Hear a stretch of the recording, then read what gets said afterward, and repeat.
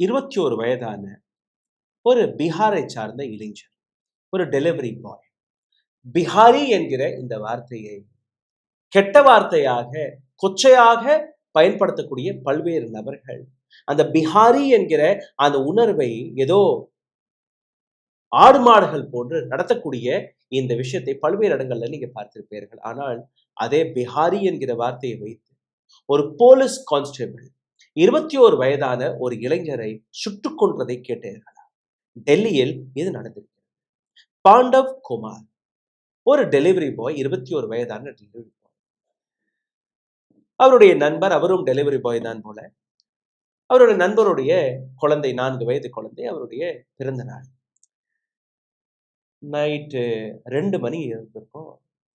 வேலையெல்லாம் முடிச்சுட்டு தான் வர முடியும்னு சொல்லியிருக்காரு. நண்பர் ரொம்ப நெருக்கமான நண்பர். பரவாயில்ல, நீ 2 மணிக்கு வந்தாதான் கேக் கட் பண்ணுவோம்னு சொல்லியிருக்காரு. அதே மாதிரி இந்த பையன் வேலையெல்லாம் முடிச்சுட்டு ஆசையா அந்த குழந்தையோடைய பிறந்தநாளுக்கு போயிருக்கிறான். அந்த குடும்பம் இந்த 21 வயது இளைஞர்களுக்காக காத்து கொண்டிருந்திருக்கிறார்கள். கேக் கட் பண்ணாங்க. ஏதோ வெளியில கேக் எல்லாம் வச்சு நைட்டு 2:30 மணிக்கு கேக் கட் பண்ணும்போது இந்த போலீஸ் கான்ஸ்டபிள் நீரஜ் பல்ராம், டெல்லி போலீஸோட ஹெட் கான்ஸ்டபிள், அந்த இடத்துக்கு போய் தண்ணி எல்லாம் போட்டிருக்காப்புல இருக்கு, மது போதையில மிரட்டி இருக்கு. உடனடியாக காலி செய்யும். எங்க இருந்து வந்த, ஒரு ஊர் என்ன, பேர் என்னன்னு கேட்கும்போது நாங்க பீகாரை சார். நீ பிஹாரி தானே, உனக்கு என்னடா இங்க வேலை அப்படின்னு கேட்கும்போது சும்மா வாக்குவாதம் வளர்ந்துருக்கு. வாக்குவாதம் வளரும் போது கையில இருந்த பிஸ்டல் எடுத்து பாயிண்ட் பிளாங்க் ரேஞ்சில் பிஹாரி என்கிற அந்த அடையாளத்தை அதை வைத்து அதை மையப்படுத்தி சுட்டுக் கொன்ற அந்த காட்சி.